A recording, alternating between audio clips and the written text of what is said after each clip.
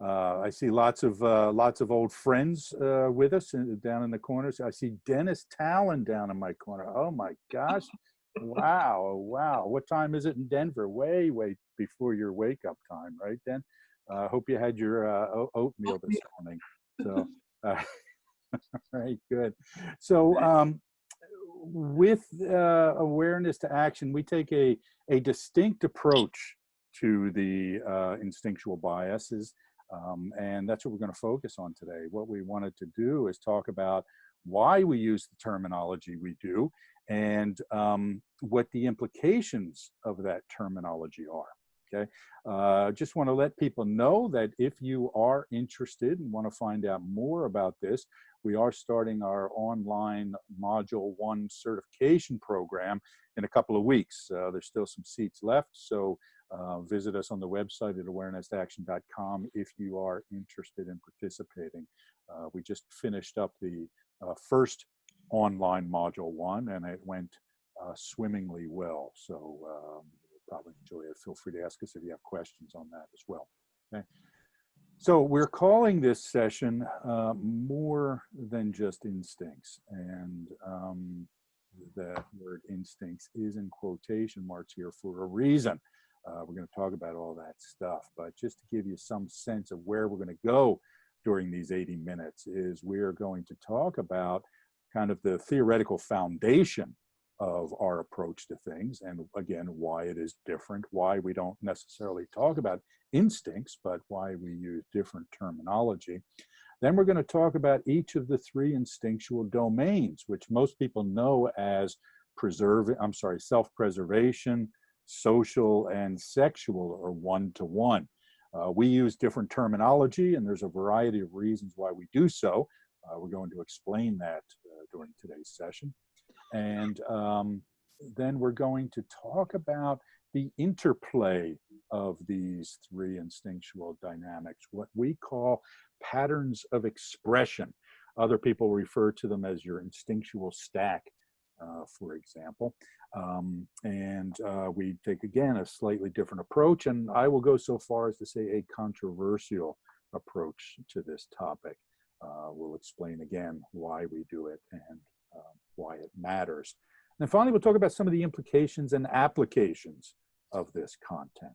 Okay, we're also going to do an exercise where we'll put you in breakout rooms to discuss some things before bringing you back. Again, if you have questions, please feel free to ask, and you can put those right in the chat room, and then we will address them. Okay, Mario, before we continue, maybe you want to make Tamer co-host? Okay, I will do that. Thank you. I would like to take this opportunity to apologize for entering late. I had a technical problem in my computer, so thanks God it's done. All right, good, Tamer. It wouldn't be the same without you. So just a quick comment here. You know, one of the things that excites me most about the work that we do is the international aspect. I am sitting outside of Philadelphia in the U.S. Maria Jose is in Santiago, and Tamer is in Cairo. Yeah, I thank you, Tamer. I did know that. I just, you know, I'm getting old. I also see Diane from South Africa. I see Mar from Spain. I see Sam from. Are you in Germany, Sam? Yeah, excellent. It's great to see you, pal. All right, so this is a really great international group, and I'm happy that you could all join us today. All right. CJ's here as well. Hi, CJ. Okay. All right. Hello, CJ. All right, great. Enough of that, CJ. We could have left CJ off the list of acknowledgements. Only teasing. CJ's my favorite guy. All right, so let's get right to this. Tamer, I'm sorry, was there anything you wanted to say before we got going? No, actually, it's. I mean, I have the pleasure to meet all of these international attendees, and I would be able to reflect on my experience with using these different terminologies that made a hell of a difference in my work with corporates. Great, perfect. All righty. Okay, so I would like to start off all of my sessions talking about the Enneagram with this quote. This quote is from a statistician named George Box, who famously said, "All models are wrong, but some are useful." Okay, what he was saying there is that a model is like a map. It's only a representation of the actual thing. And we have to be careful about assuming any model is going to answer all of our questions.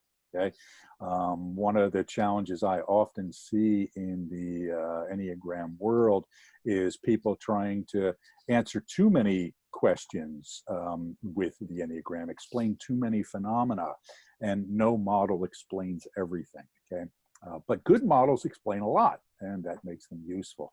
So we're only going to be talking about the instinctual biases today, although this is part of the Enneagram literature. We're not going to be talking about the 9 types.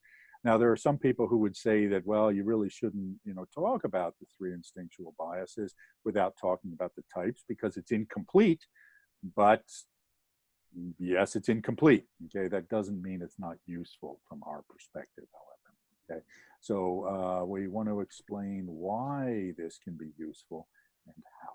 All right, but it's important to remember, no model explains everything. Take them for what they're worth. Don't try to over apply them. All right. All right. So this is the Enneagram. If you're not familiar with it, well, the Enneagram's a 9-pointed symbol that represents a model of working with personality, right? Afghanistan. Wow, we've got said that might be our first Afghanistan person from Afghanistan coming. Sorry, I get distracted by the chats. All right, so we'll start to see I have a really, really short attention span, so bear with me, folks. So this Enneagram represents 9 different personality styles. We tend to think of them as strategies, right? Problem-solving strategies. How do I adapt to the demands that life brings my way? Okay, but we know that the Enneagram has 2 components to it. We like to think of it as 2 models in one. One of those models is the instinctual biases, and the other model is the 9 strategies. Now, what are the instinctual biases? That's what we're going to get into, right? But the way we think about it is that the 3 instinctual biases are what's important to us, what we want out of life. Okay, and they fall into these 3 categories. The strategies are how we satisfy it. Okay, this is an important distinction. Okay, because this demonstrates the relationship. Okay, so for example, Maria, Jose, and I are both navigating. We both have a navigating bias, what other teachers would call the social subtype. Okay, however, she's an Enneagram type 1, that we call striving to feel perfect, whereas I am an Enneagram type 8, which we call striving to feel powerful. So Maria, Jose, and I have the same set of values, the same set of things that we think are important, but we achieve or satisfy those values in sometimes dramatically different ways. Okay, meaning that the way we get our needs met is different. Okay, so this is how these 2 things work together. One is what's important to us. The other is how we go about getting it. Okay? Now, again, we're only going to focus on this system of values today. Okay, these 3 instinctual biases. Okay? Yeah, maybe so it's interesting how over the years we have been focusing more and more on the instinctual biases. First, there wasn't much literature about them. But then when we started working with them, with our clients, we've seen how useful they are. And although they're only one component, one dimension, as we say, of the whole model, when we don't have a lot of time, we only use the instinctual biases and have proved to be very, very effective in working with leaders, teams, and with people in general. Yeah, for sure. For sure. And as Maria Jose said, sometimes that's all we'll teach, right? When a client says, oh, we only have a short amount of time. And honestly, in some things, it's very often all we need. There's all sorts of applications we'll see, but particularly understanding team dynamics. We find understanding the 3 instinctual biases to be much more useful than understanding the 9 strategies. Okay. And Mario is absolutely right. There has been an evolution in our understanding of this and the importance we place on it. In fact, when we do the certification program or when we do extended trainings in organizations, we always start with the instinctual biases. Okay. All right. Sorry, we've got other, okay, good.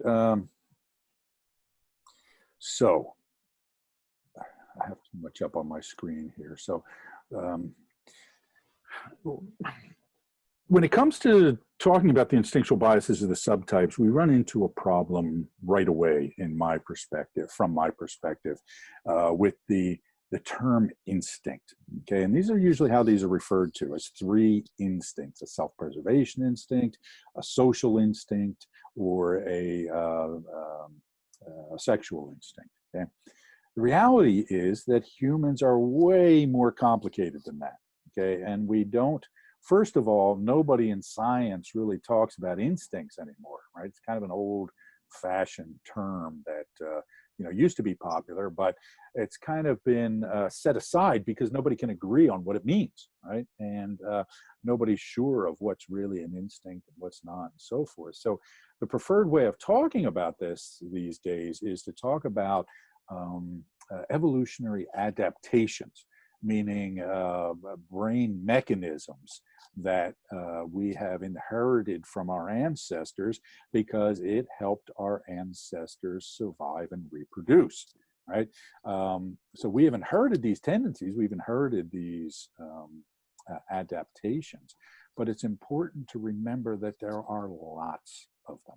Right? Nobody really knows how many. It would be hard to categorize that. Nobody knows how much they are driven, how much they drive us, how much we are capable of managing them.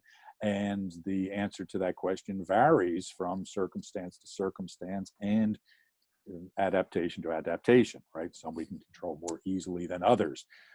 Biologists would refer to, bless you, would refer to long leash adaptations versus short leash adaptations, meaning we have either more or less flexibility based on the particular situation. Okay, so the first problem we have is that the term instinct is misleading.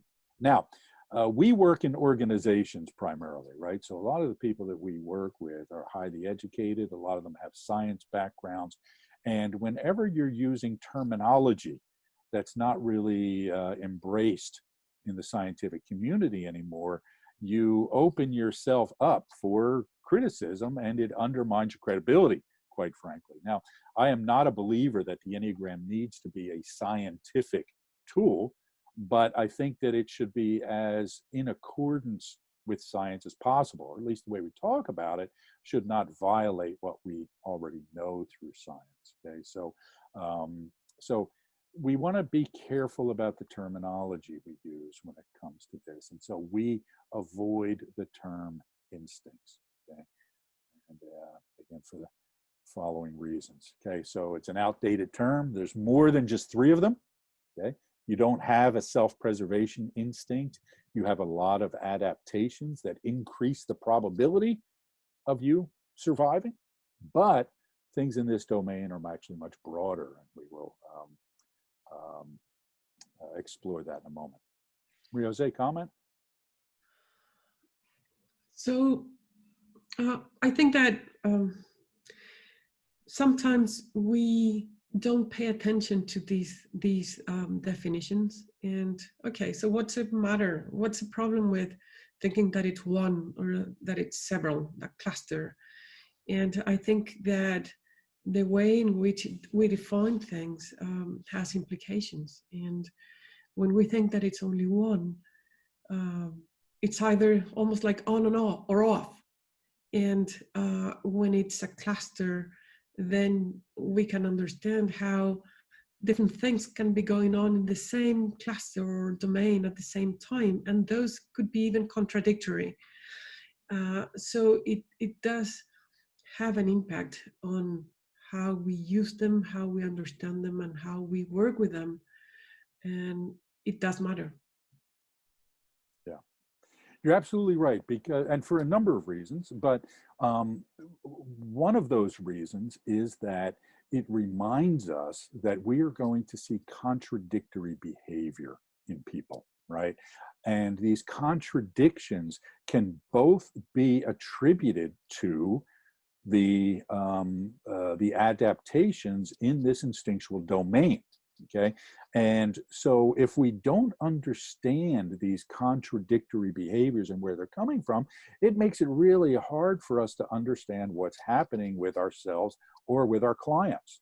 Okay, for example, if we think of the preserving domain, again, what most people call the self-preservation domain, we have one adaptation that tells us whenever you've come across sweets or fats, eat them, right?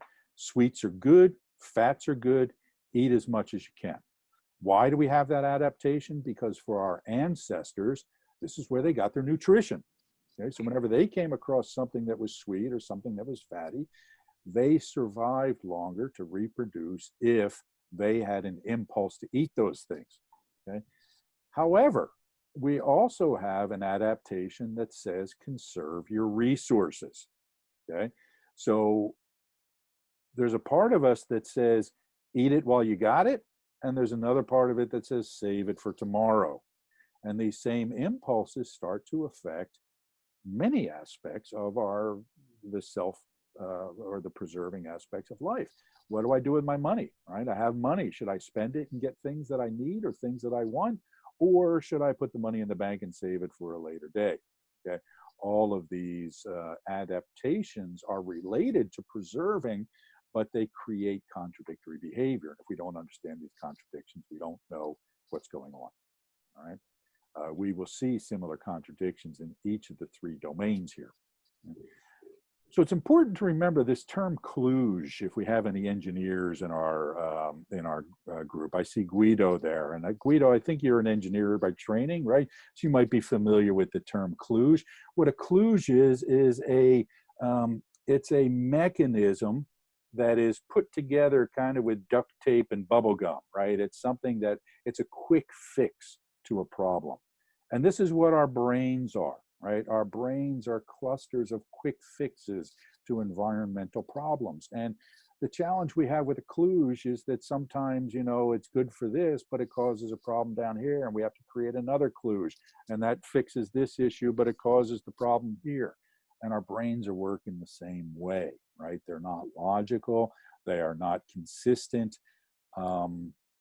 But there is kind of a pattern there that we can understand, or at least there are underlying reasons for these contradictions.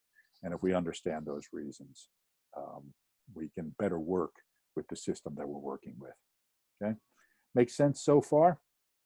All right, I'll take the silence of the muted attendees as concurrence that yes, it does make sense. Okay, all right. All right, so like we said before, when we talk about instinctual biases, what are we talking about? If we're not talking about three instincts, we are talking about clusters of adaptations, and we each have a bias towards one of those one of those clusters, okay?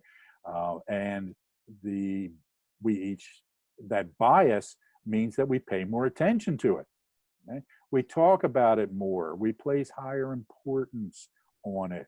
We address those needs first and put other needs in the other domains into the background. So when we use the term instinctual bias, what we are referring to is kind of our most fundamental values, okay? Those things we intuitively believe are important and pay attention to. Now, we use that term values a lot, but it's important to understand that we're not talking about moral or ethical values, right? We are talking about things that we simply place value on, okay? And the instinctual biases speak to that. Okay? Maria Jose, what would you add to that? Yeah, that it's amazing how no matter how much, how deep we understand these things, they keep coming up. And I always think of when I'm having conversations with my husband and he would talk about something and I talk about something else. And I think, why does he pay so much attention to that? And he's preserving and I'm navigating. And it kind of runs across so many of the things that we do daily and the things that we do pay attention to, that we care about. For sure. Tamer, anything you would add at this point?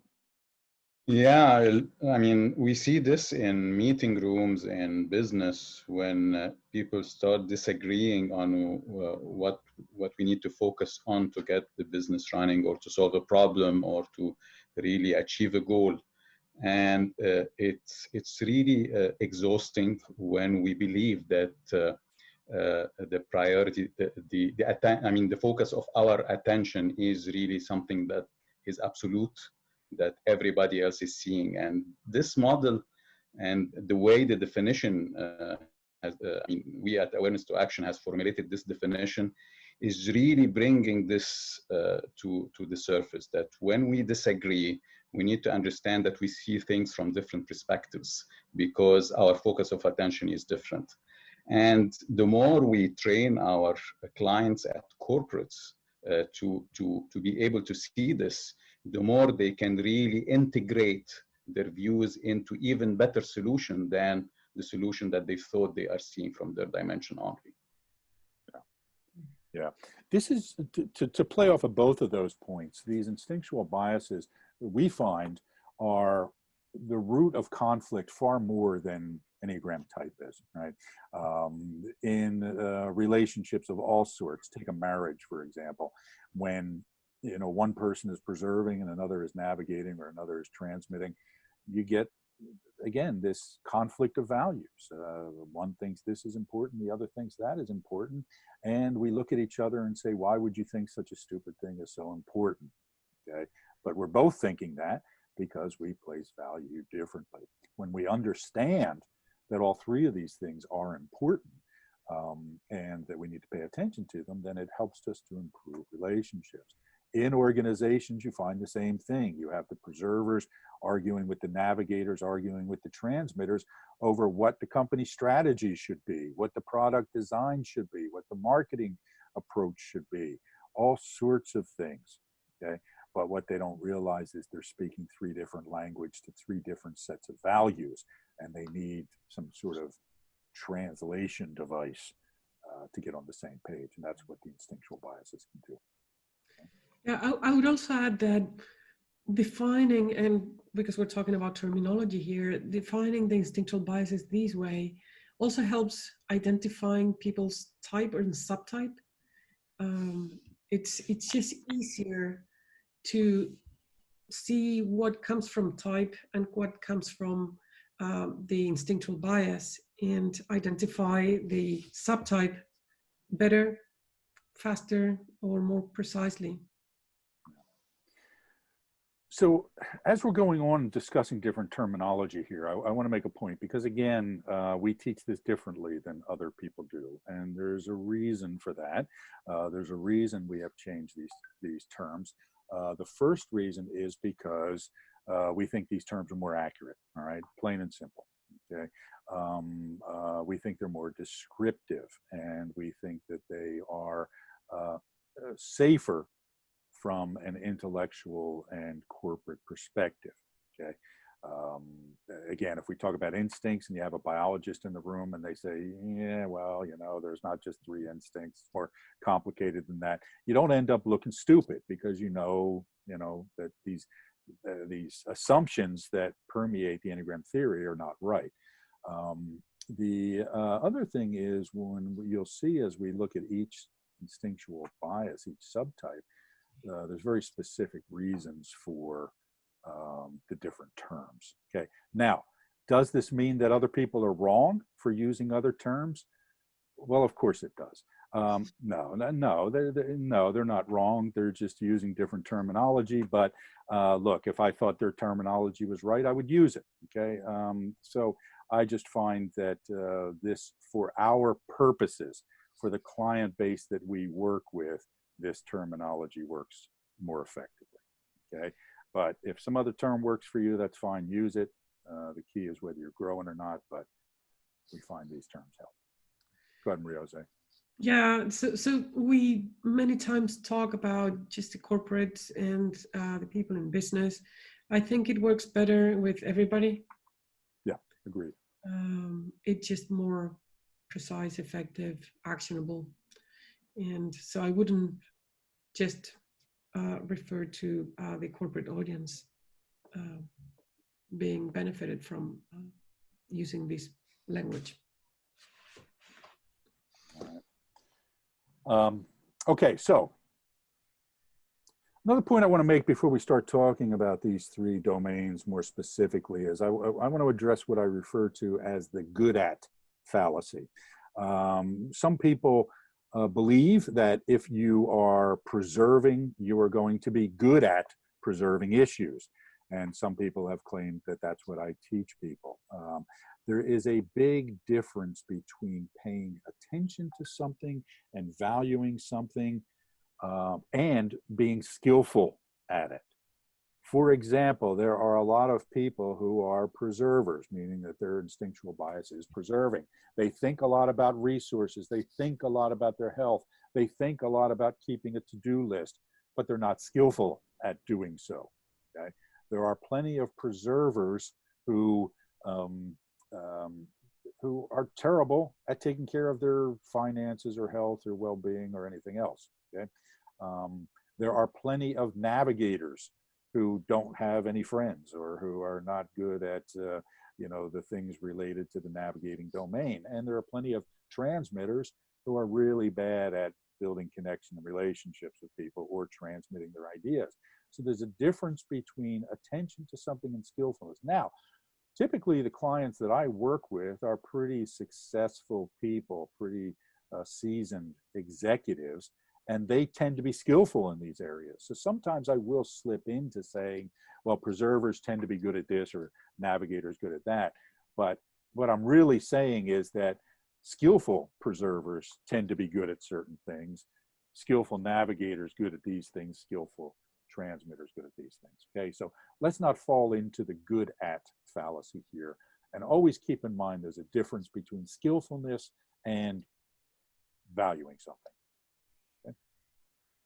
Yeah, and sometime, Mario, we have this challenge in our dominant instinctual bias, or what we will call, and we'll tell you about, the zone of enthusiasm. Because we're focusing on it, maybe we overdo it. So that becomes a challenge.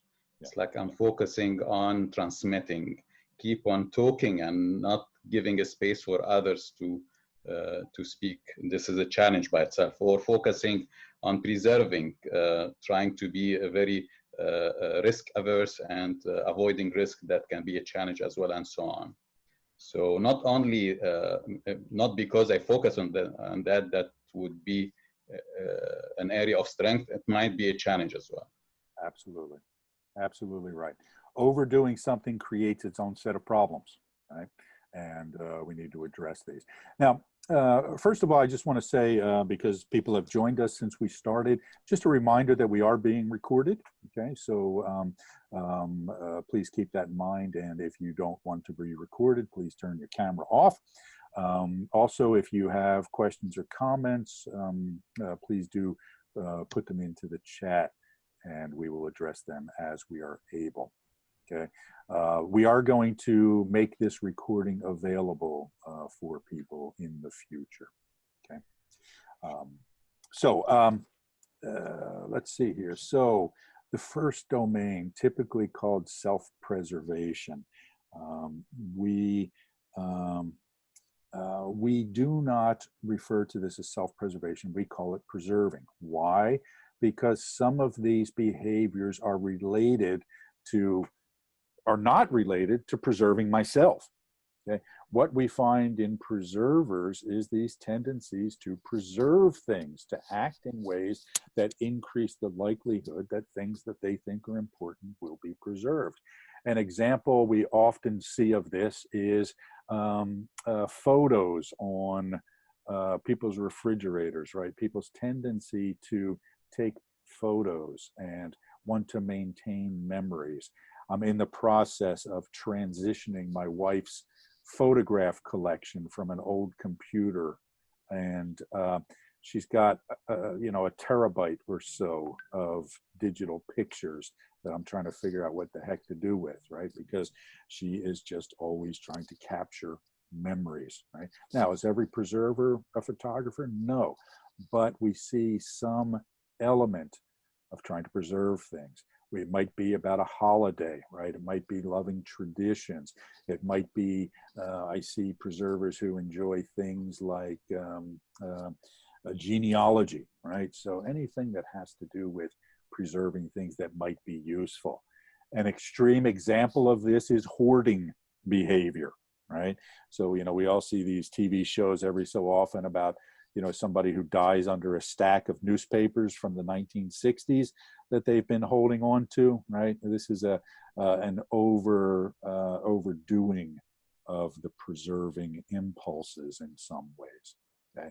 So it's not just about self-preservation. Now, why do we, again, make a point of this terminology? Because if you're thinking self-preservation, you're going to miss the bigger picture, right? You're going to miss the behaviors in people that are preserving in nature, but not self-preservation, okay? Maria Jose? No, I think it will be clear when we go to the next slide. So I just wanted to respond using this opportunity with preserving a comment about my previous comment on the relationship between these instinctual biases and the subtypes. And what I wanted to say is that sometimes there are some subtypes, certain combinations of the instinctual bias and the strategy or the type that are more confusing, difficult to identify. And when you understand in a more structured way with a framework what comes from where, it's just easier to identify those. So for example, many preservers are identified as 1s or 6s. And when you understand that it's coming, what's coming from the preserving domain, then it's easier to see what's the strategy they're using to identify, to satisfy that need. So it could be that it's a preserving 4, but it's not necessarily a 1 or a 6. So many times we see the subtypes described as a whole thing without splitting up what comes from this instinctual bias and the type. So defining better, in a better way, or more specifically, the instinctual biases as a whole and the specific domains helps identify the subtype better.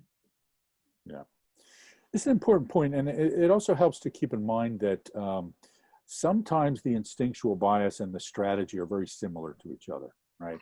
Like a preserving 1 or a preserving 6.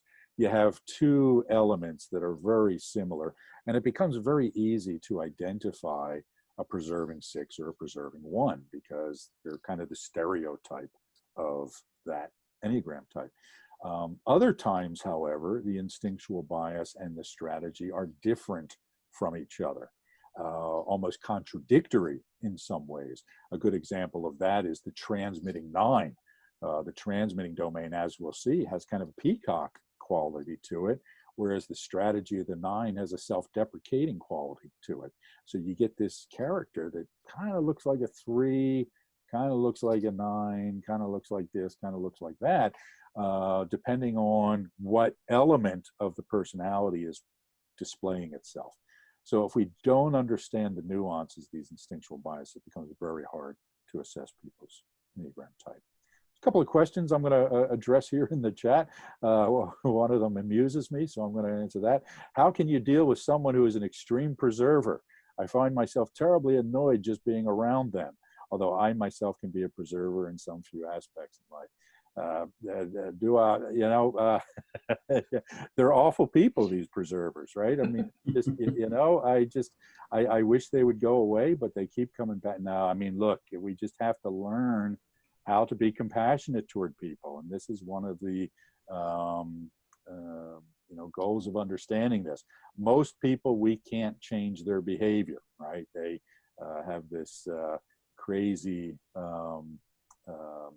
way of being who they are. Unable, but if you're unable to deal, you've got to find the solution for that. Okay, just either being more compassionate or spending less time around them. Because I like to tell people I've been in the people changing business for 20 years, and the one thing I've learned is that people just don't change, right? So we've got to adapt to them. The other one is about, go ahead, Tamer. Yeah, I mean, this is why we call it bias. Yes. This is why the name is bias. We are biased toward or against something. So I would say, though, I remember that from the other direction or the other angle, maybe you are seen the same way. I mean, if you're a navigator or a transmitter, you are being seen that how come that you do this? I can't stand people like you. So this is why getting this in-depth education, understanding the different biases and how do they manifest in us, and how it's important that all of them exists in life to make life balanced and life actually and make groups achieve their objectives. And then only you can start understanding, oh, maybe you're coming from a different perspective that can help in a way, and become compassionate, as Mario said.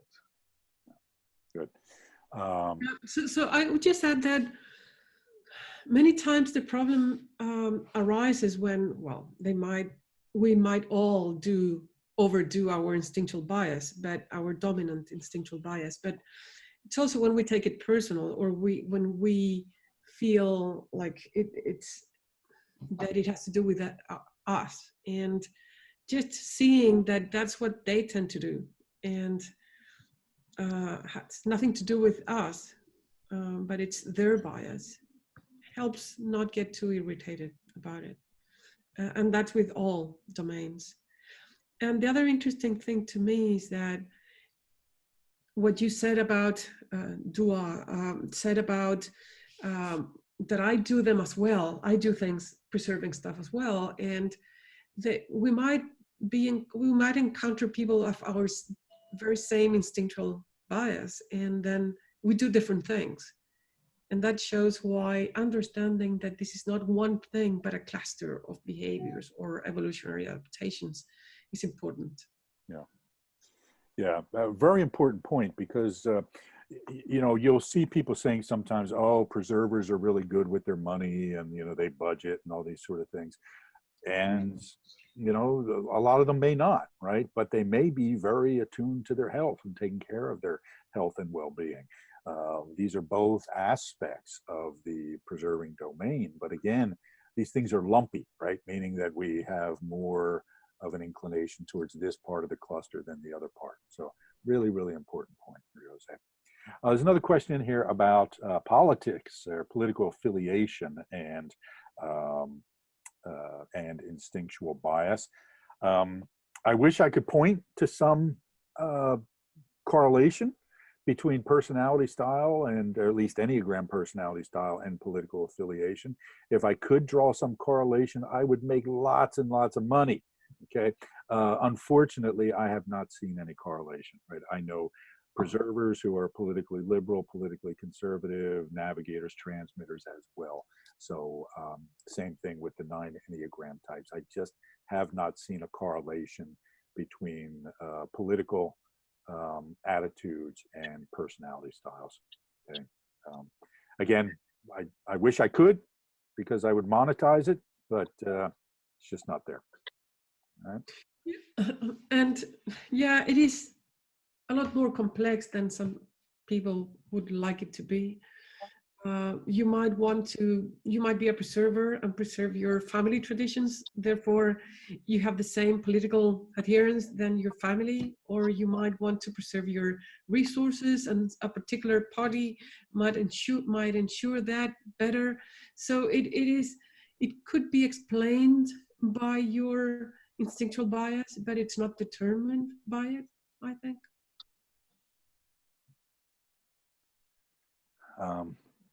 Okay, sorry, I got distracted there. by a very smart, Mario. what's that? Yeah, well, it's recorded, so I'll watch it. But I have 4 kids schooling from home on Zoom today, and apparently there are technical issues. So I apologize for the distraction. All right, whatever Maria Jose said, I agree with. I'm sure you will. Good. Okay. All right, so each of these domains breaks into what we call subdomains, okay? And I'm not going to go into big detail about this at this point because it's beyond the scope of this session, but we break the preserving domain into issues of security, well-being, and maintenance. Am I safe? Am I okay? Do I feel like I'm okay and have the things that I need? And do I are the things around me in good repair? Okay, each of these breaks down to, again, sub-clusters: safety, relationship. Now, here's a big bone of contention I have with the way a lot of this is taught. People usually talk about, or people often talk about one-to-one as an instinctual bias, and this idea that you know, the one-to-one relationship is critically important to sexual subtypes. Well, it is, but it's really, really important to preservers as well. In fact, it may be even more important, but it's for a different reason. Our one-to-one relationship provides us with a sense of security. So very often preservers are very attached to their significant other because it provides security, right? So I have to be really careful about mistyping people because their emphasis on one-to-one relationships will make us think, make us miss the fact that they actually have a preserving bias. Okay, that's an important one. And then there's this issue of risk avoidance that we see in preservers. In well-being and research, am I comfortable? Right? Do I have, you know, a soft chair, cool room, you know, whatever it is I'm looking for? Do I have enough of the things that I need? Do I have enough toilet paper? Maria Jose and I always joke about toilet paper being a leading indicator of a preserving instinctual bias. And, you know, when this pandemic hit, all of us became preservers all of a sudden, right? And what did we do? We all ran out and bought toilet paper and couldn't find it anywhere because for whatever reason, we have to have our supplies of stuff. And health issues fall into this category as well. Maintenance, tending to the nest. My wife is upstairs as we speak repainting our living room because she painted it over the past few days and it wasn't quite the right color. Apparently there's too much green in it somehow. I can't find the green, but she sees too much green, so she's repainting it, right? This is a classic sort of preserving, fixing the nest, getting it just right sort of behavior that some preservers manifest. Okay? Repairing the things around us, and like we said before, traditions are often seen. Wanting to make sure that Christmas is just like it was when I was a kid is something we often see in preservers. Okay. How much of preserving is influenced by culture and or age? For example, you would expect some individuals in some countries who lived through war times to have much of this. Yeah, so great question, David. With all of the instinctual domains, there's a circumstantial element to this. Like when the pandemic hit, no matter what our normal instinctual bias is, we all kind of went into preserving mode, right? So there's that aspect of it. And there can be some lasting scars, right? You know, the Depression, for example, or times of war. Yes, this will absolutely heighten certain things. What we find, however, what I have found I could speak to, is that people who have gone through shared experience like a war, like the Depression, everybody will have a heightened preserving focus, but it will still be disproportional and you will still see differences. You will still see navigators. You will still see transmitters. The other thing is life circumstances. I always say, you want to see preserving in action, look at an 8-month pregnant woman who is preparing the nest for the arrival of the baby, right? That's pure preserving mode that every woman goes through. But after the baby comes along, they usually revert to the mean of, you know, whatever their typical behavior is. Okay. Could we say that preservers tend to be more selfish than others? We certainly could. I don't know if it'd be fair to say that, but so one of those contradictory things we see is that sometimes preservers do get pretty selfish. Okay, but I think we can all be selfish, but selfish in different ways. Preservers will get selfish around resources when they feel a lack of resources. Navigators will get selfish around what they do with their time and energy and who they spend it with.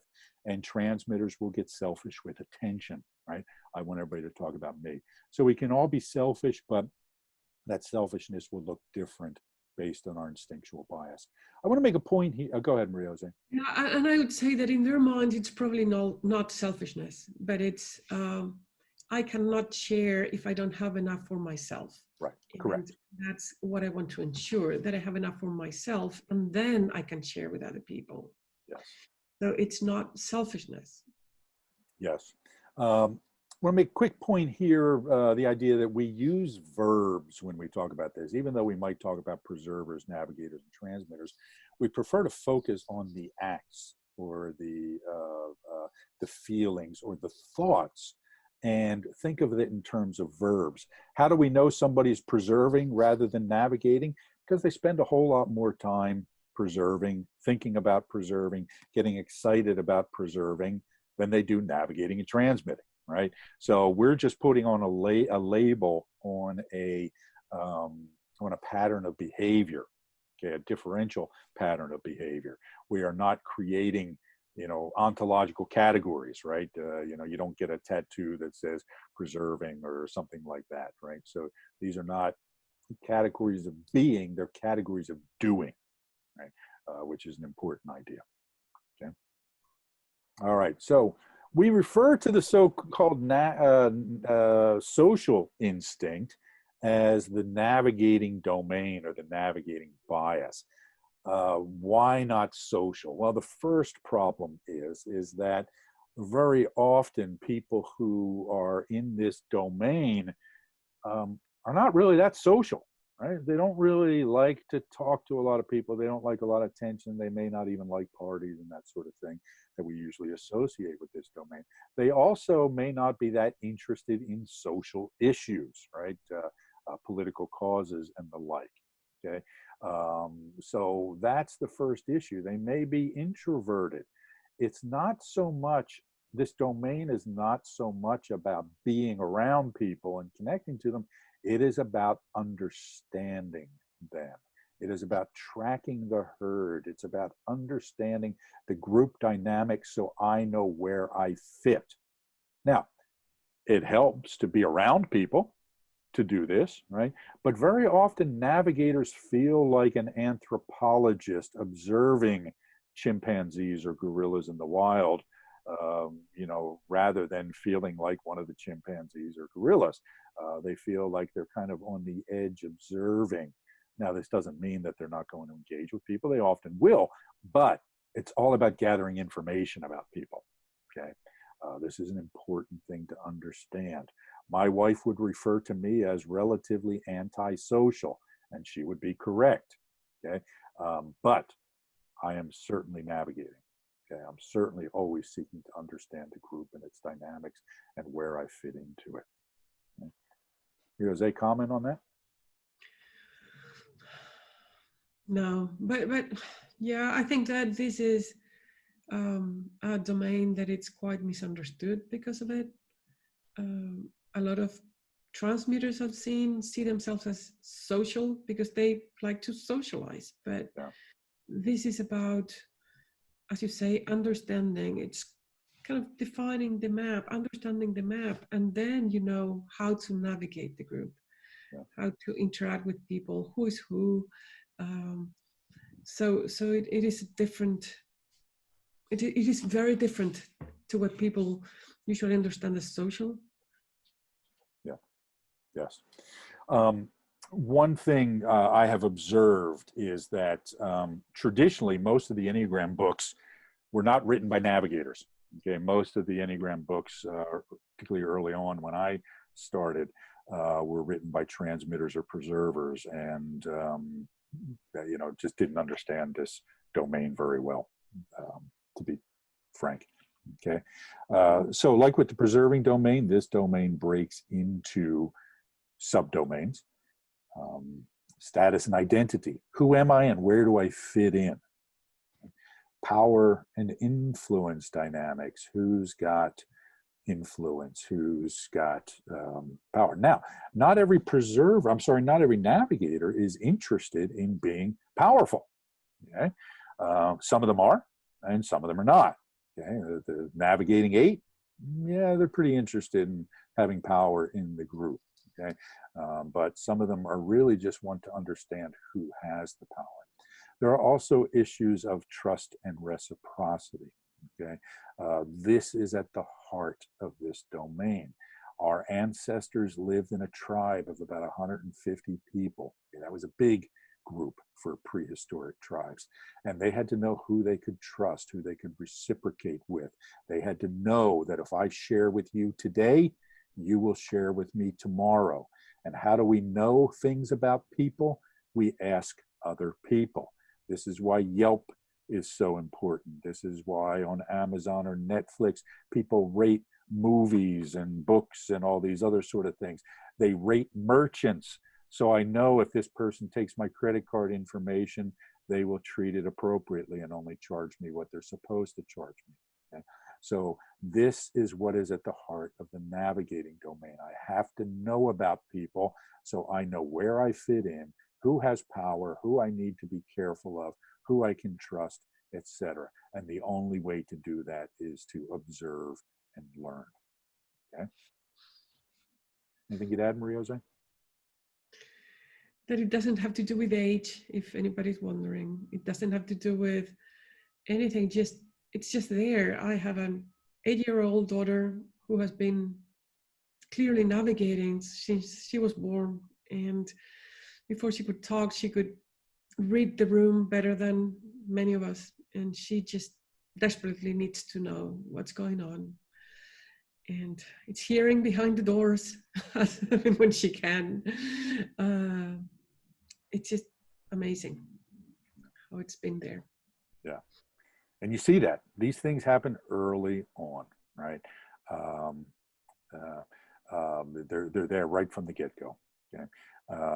Do we have a bias for these subdomains too? Yeah, it's a good question, Ganesh, and I don't have an answer for it, right? I think that, like I said, these are lumpy, and we tend to be all over the place, but I would have to explore this more. It's an excellent question to look into of, do people kind of track to these subdomains? Great question, you know, start looking into it.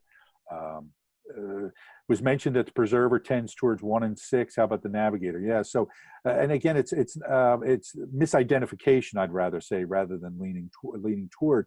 But very often navigators are mistyped as 3s and as 9s. We see most commonly, right? Because there are aspects. And sometimes 2. Yes, absolutely. Good. Right. Because it's about understanding other people and responding to them. So that's the Enneagram type that these most closely align with. So under status, we have things like pecking order, right? Who gets to eat first? Who has to wait? Role clarity. What am I responsible for? What are you responsible for? And then reputation management. This is a big element of this, right? What do people think of me and how do I manage that? I want them to think I'm a good person, not a bad person. I want them to think that I have this value. I want them to think that I'm human, but I don't want them to think I'm too human. Okay. So we're always thinking about, how do I manage what people think of me? So we say politics here, but it's politics in a very broad sense. How does the group work? Social intelligence, right? Reading the group is very important, and it's a skill that navigators have. They kind of have this secret language of reading the group and sending messages to each other just through a glance. And then hierarchy management, right? How should we structure this hierarchy so that it's most effective? Tends to fall into this domain. Under trust and reciprocity, we have trade. Again, if I give to you, will you treat me fairly? Group coherence, meaning if let's see, who am I going to pick on here? Enda, nice to see you. If Enda breaks the rules of the group and violates an agreement with me, what am I going to do? I'm going to tell everybody, right? And that's going to make him think twice about doing it again. Now, of course, that's not fair because he's an upstanding guy and would never do that. But, you know, you were conveniently in the corner there for me, pal. So, all right. Let's see. And information exchange. This is the heart of gossip, right? Gossip grows out of this domain, right? Who was it? Parker, the author, said, if you don't have something nice to say about somebody, come sit next to me, right? You know, that's kind of the navigating domain in a unhealthy sort of way. All right. Tamer, anything you'd add to the navigating domain? I would like to agree with you that this is one of the domains that is not well understood due to the fact of its nature, that it's, I mean, holding things and observing and so on. So there is no much to read out of this domain when you face a person, especially that I'm a transmitter. So I would be more more puzzled with this. Yes. So. Yeah. Good. Thank you. And kudos to CJ, my literate friend there, for correctly identifying Dorothy Parker. Thanks, CJ. All right. The transmitting domain. Again, we don't call this sexual. We don't call it one-to-one. I already talked about the one-to-one element, right? It confuses it with the preserving domain. And why don't we call it sexual? Well, yeah, sure. Sexual is not a great corporate term. Right? I can't go into an organization and say, well, the problem is you don't have enough sexual subtypes around here, right? Well, you can. You can, but you can only do it once, right? So, you know, that's our thing. You can say it, but you can only say it once. But more importantly, it only captures a tiny little piece of what's going on here, right? This domain is all about how do I take something that I have, something that's inside of me, and share it with others, right? How do I share my ideas? How do I share my creations, my artifacts? How do I leave a legacy, right? And so how do I transmit something? The key thing here. Sex part of it? Sure, right? But it's not the only part of it. I like to tell people that my third son, Alexi, kid's a transmitter, man. I mean, his picture should be in the book, right? If you want to think of a picture of a transmitter.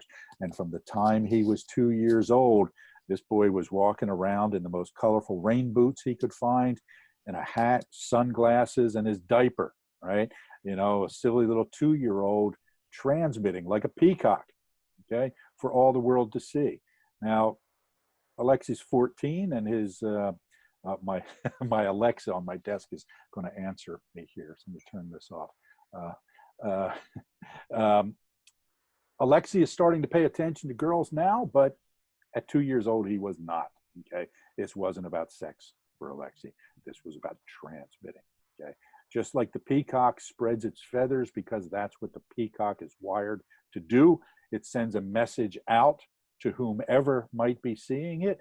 And then when a particular peahen starts to look his way, this is when he goes into one-to-one mode, all right? So this is when he goes into narrow casting, okay? She's paying attention. He's listening to me. They're interested in what I'm selling.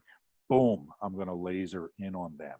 So what's happening in this domain is I am trying to attract people's notice so that I can bond with them or, you know, pass something along to them, whether it be my genes, my ideas, or my creations, okay? So we talk about broadcasting versus narrowcasting. The broadcasting is like a radio signal, just sending messages out to anyone.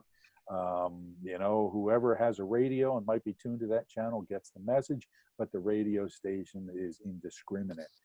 Narrowcasting is like Spotify. I know what Lenny is listening to. I know what Lenny likes. I'm going to send her songs that, you know, are appropriate for Lenny. Okay. Lenny is throwing Alice Roosevelt Longworth into the quote. I'll have to look that up and see who's right. I had always associated with Dorothy Parker, but we'll research that. Okay. So in this broadcasting, narrowcasting, we have this one-to-one element. There's an element of seduction. Right? I want you to look at me. I want you to pay attention to me. So I'm going to tell you nice things about yourself.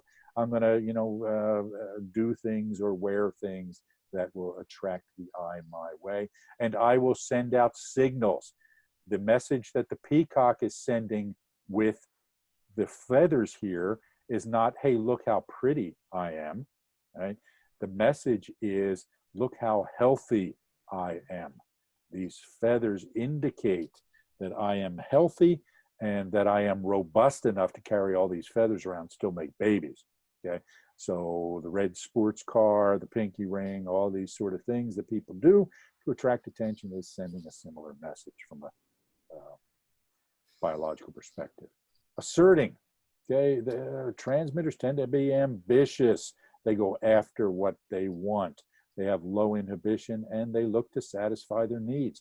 If I go back to my poor son Alexei, who's going to demand royalties at some point for all the stories I tell about him, he's a 9, right? 9s are supposed to be easygoing and timid and all these other sort of things. But he's transmitting 9, and this kid goes after what he wants, right? Can't decide what he wants for lunch, but if he wants a new bike or if he wants a new computer or something like that, he will work his butt off to get it because he wants to get his needs met. And he's aggressive and ambitious, and transmitters tend to have low inhibition. You know those Facebook friends of yours that post pictures that make you think, what were they thinking when they posted that picture, right? What was she thinking when she wore that bathing suit and posted it all over Facebook or whatever it is? When she wasn't wearing it. There you go. There's a good chance that that might be a transmitter. At least it's a strong data point in that direction. They want to leave an impression. They want to create a legacy that gets left behind. They tend to be charming and they want to have an impact. Transmitters are people who make their mark on the world. They're charming.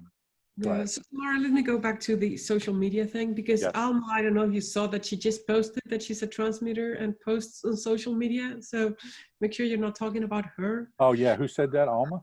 Alma, yes. Yeah, well, yes, I was not talking about Alma, so, but thank you for the comment.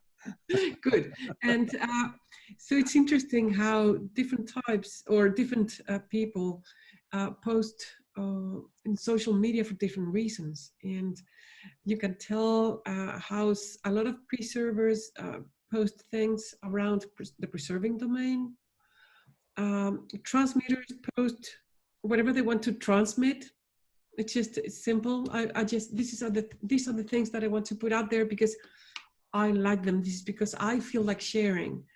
Whereas navigators, I think we care about what we want people to think of us, our reputation, our identity management, as you said.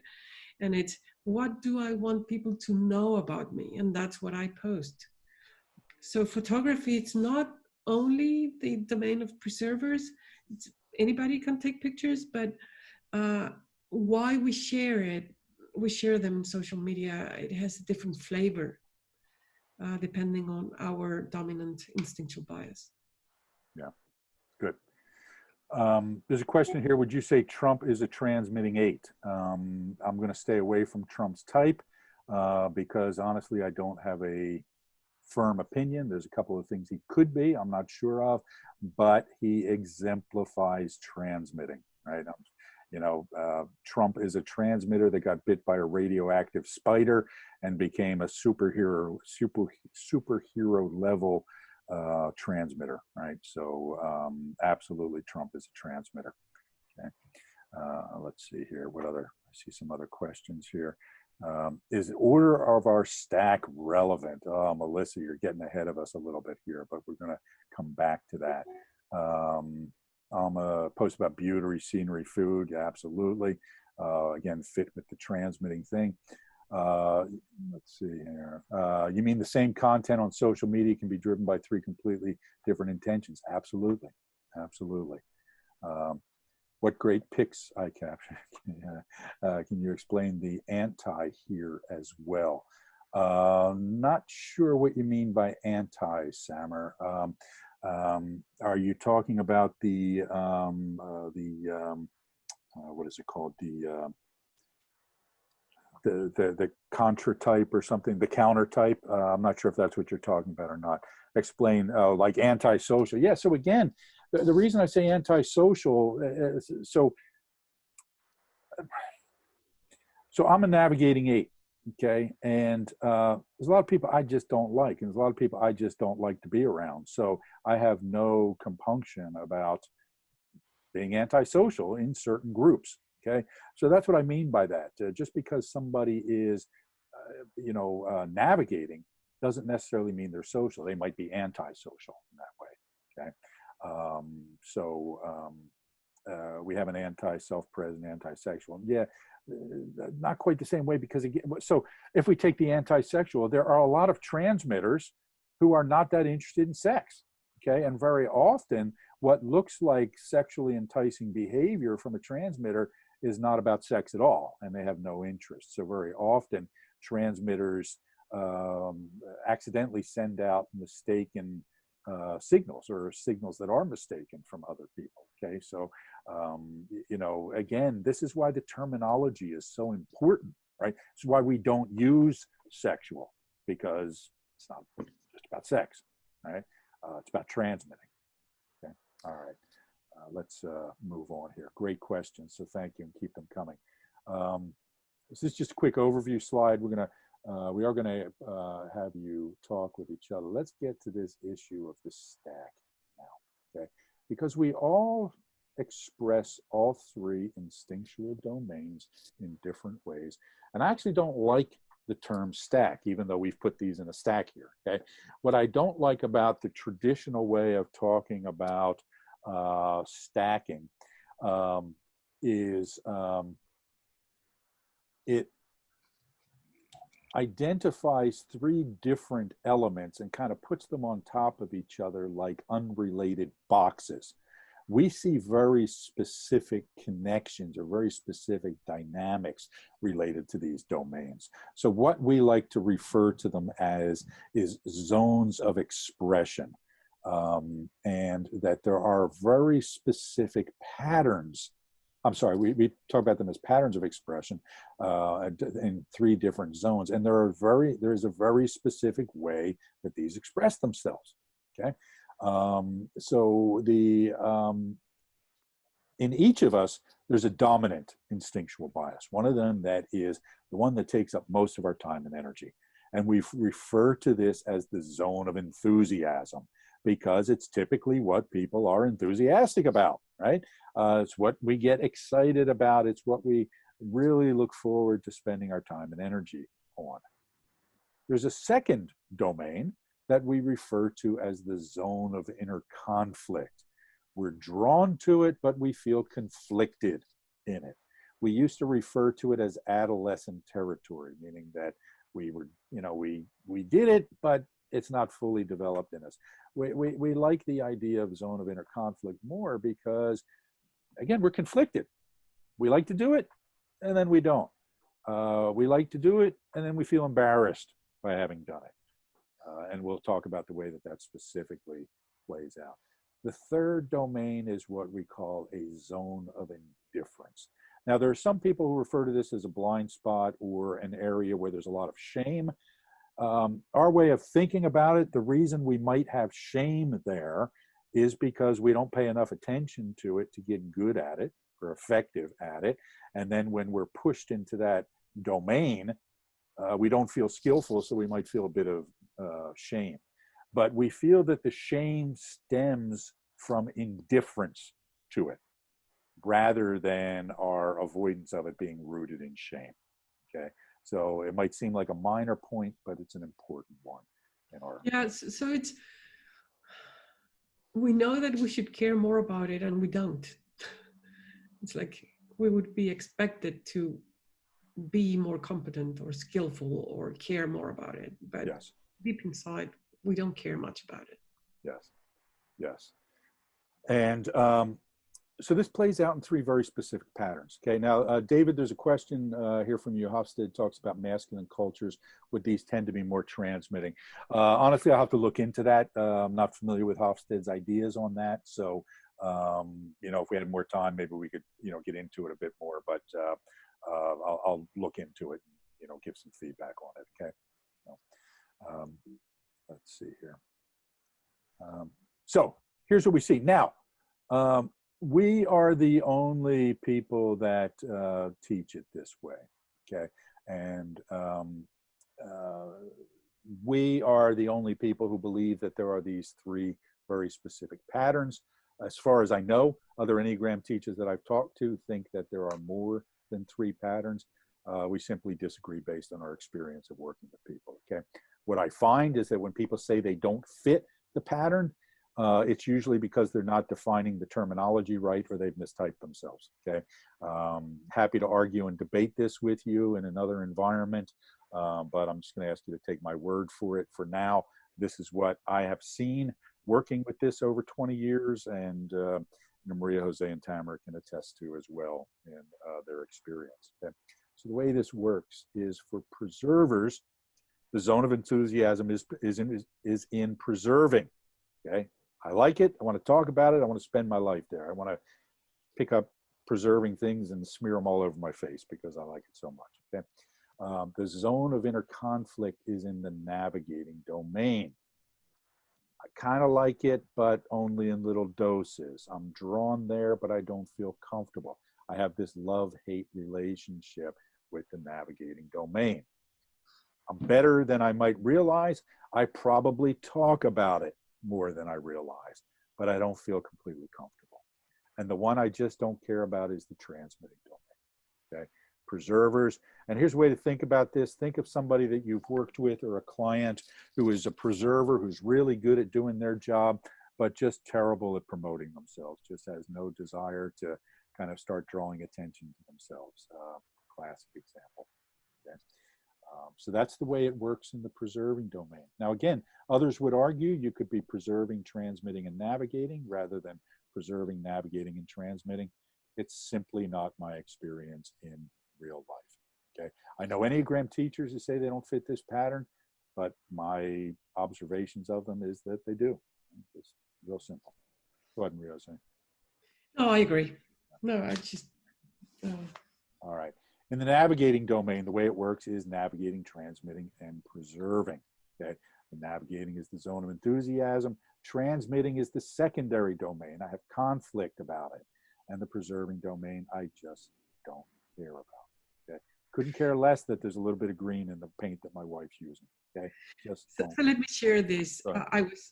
I took a walk with my 8-year-old the other day, and we were both wearing masks. Here we have, it's by law that you have to wear it. And I bought her a few really cool masks, and she doesn't wear them. And I said, why don't you wear them? And she wears like a black thing that she says, I love them, but I don't want people to see me wearing them. You know, she's 8 years old, and the other ones are more transmitting, if you want. And she's just too aware of what people will say if they see her with them, and she adores them. So she has this conflict about a mask. Yes. Yeah. Great example, right? The other thing we see is that very often people who are navigating, when they're in a group, they're happy to listen. They're happy to sit there. They don't want to be the center of attention. They don't want to be telling stories the whole time until it's their job, right? When I do these kind of webinars, when I do trainings, it is my job to transmit. So I go into transmitting mode, but I feel conflicted about it. And when the job is over, last thing I want to do is spend more time transmitting, okay? So we'll see these patterns. When I'm doing it, pretty good at it, feel okay, but afterwards it's like, all right, I've had enough of this. I just don't care. In fact, I don't want people to look at me. I don't want people to listen to me, okay? So this is what we see.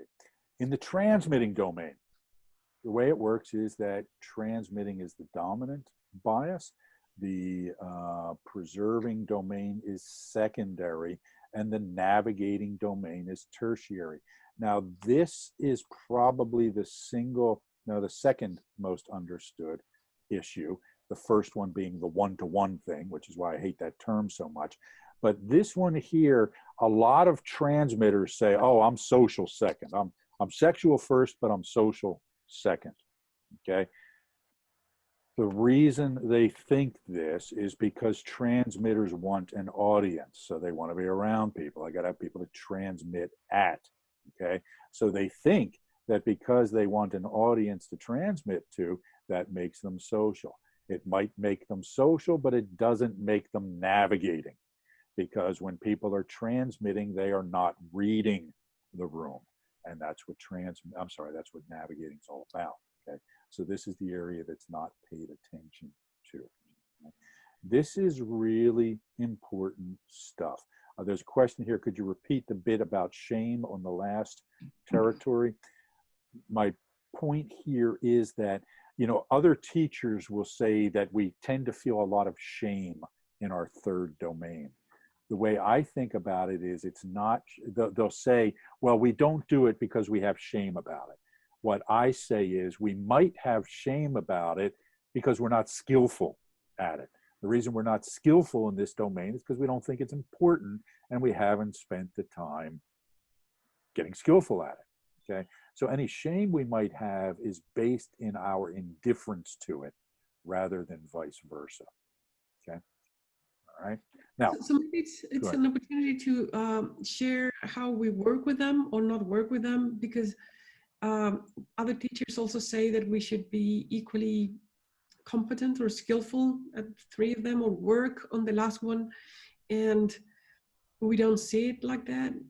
If it's a real problem for you, yes, but it requires so much energy to work on this zone of indifference that if you can outsource it, ask for help, have someone else take care of those things, do it.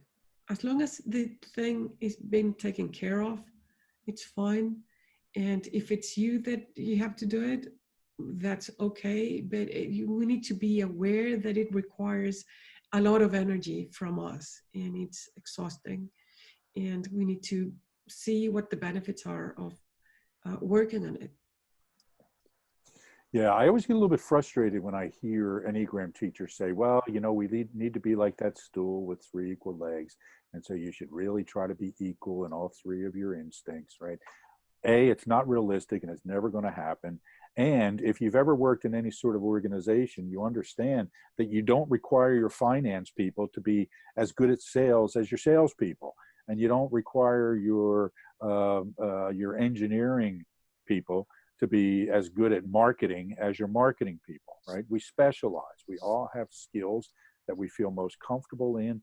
And as long as it's not as long as one of these domains is not causing you a problem, don't worry about it so much, okay?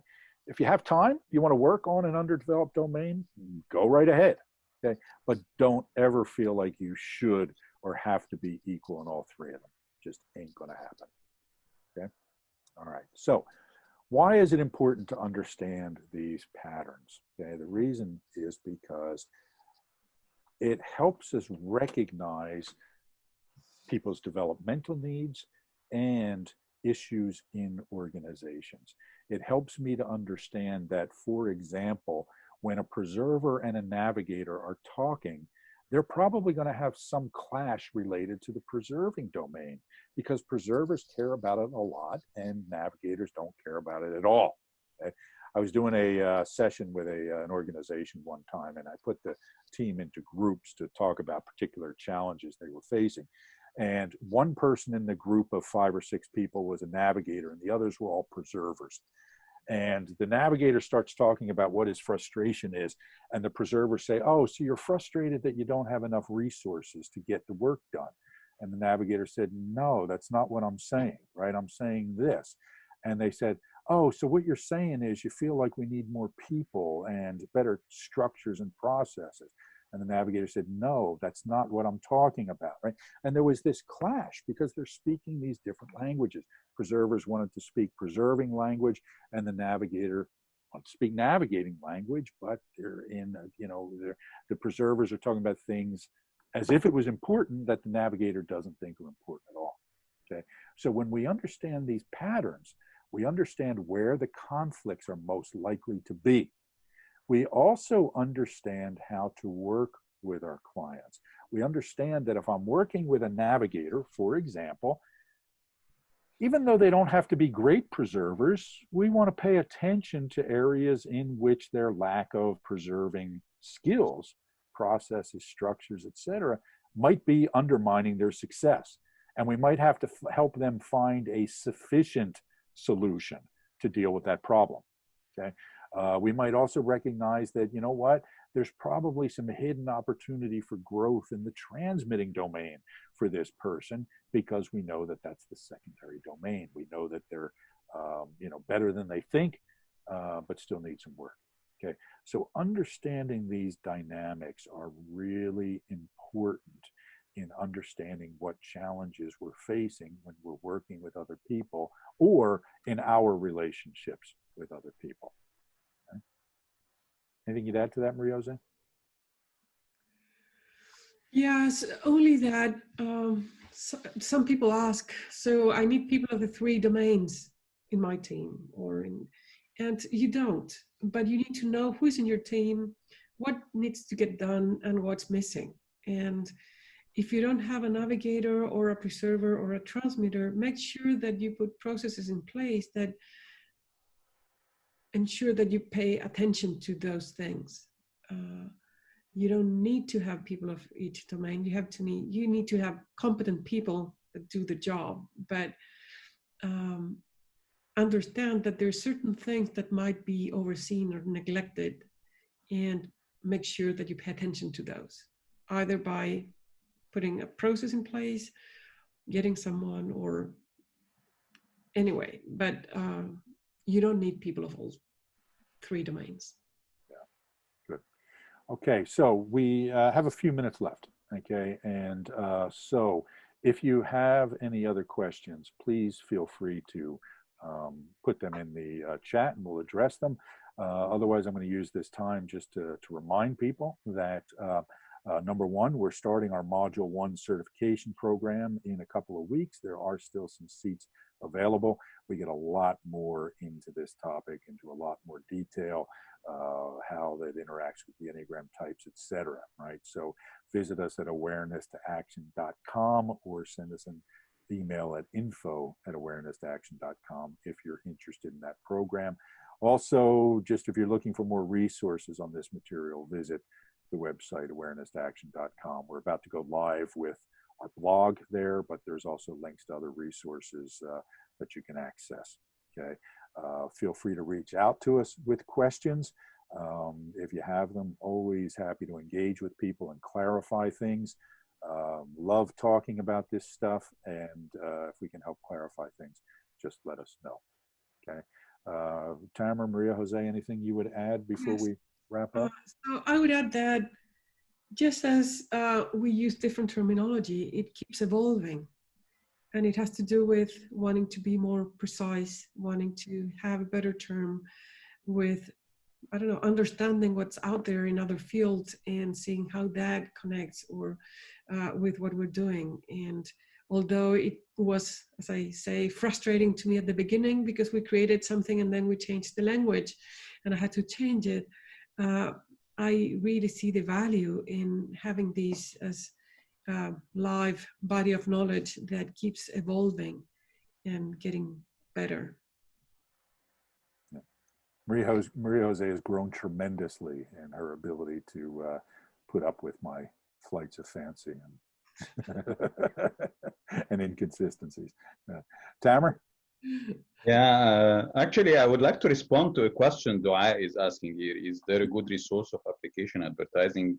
Well, once understanding this model, it would be very easy to apply it to any area of life, and especially for advertising, understanding that this 3 domains does not exist only in an individual, but they exist in teams and they exist in organizations as well and industries. So you would see some industries are more of preserving industries. Others are more of navigating industries, like the consulting firms or so on. The preserving more like the healthcare and so on. So understanding this structure would help you a lot to address your clients or the recipient of the advertising in a way that would deliver the message to receive it. Also, the products as well can be either preserving products or navigating products and transmitting products.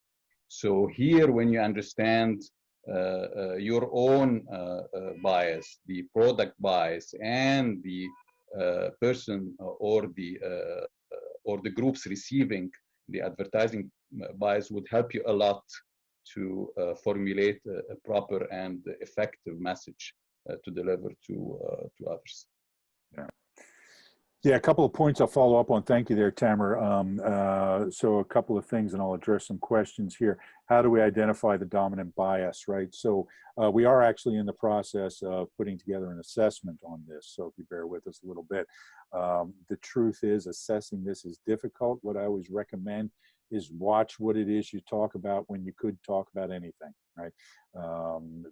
Our discretionary time usually points to our instinctual domain.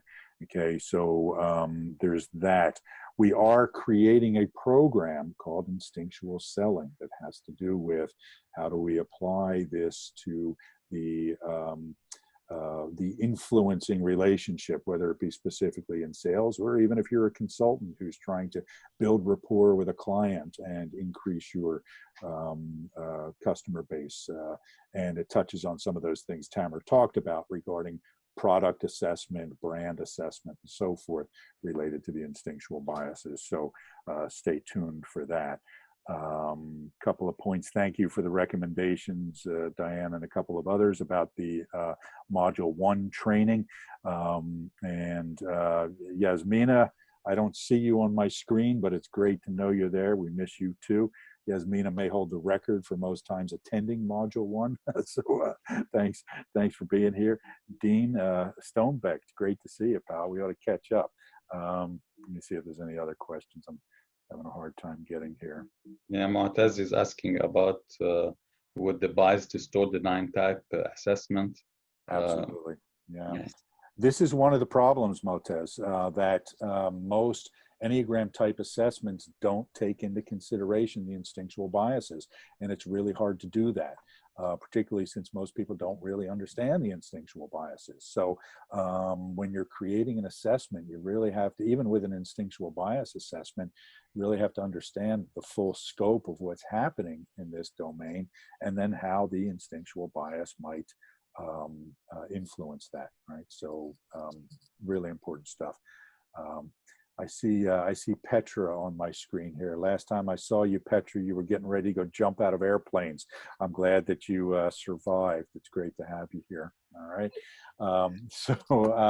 Hey, folks, reach out to us if you have more information. Okay, we got you on our mailing list here. We'll send you, notifications. We're going to try and do a webinar like this every other month or so on different topics. So really thanks for joining us, and look forward to staying in touch with everybody, okay? All right, folks, stay safe. Take care. Bye-bye. Bye-bye.